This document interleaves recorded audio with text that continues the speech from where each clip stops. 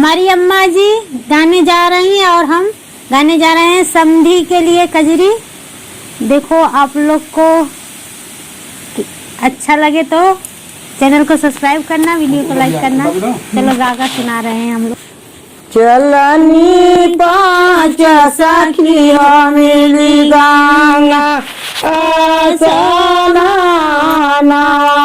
बायनवा अपने पति के कारण।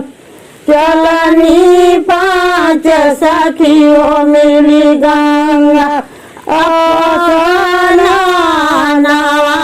बायनवा अपने पति के कारण।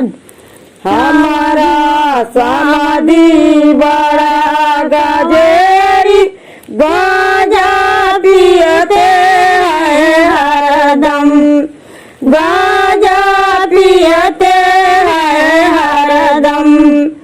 ओम कर सकरम कर करदम, ओम कर सकरम कर करदम। एक दिन बिगड़ी हो जाई सूरतिया, जाई से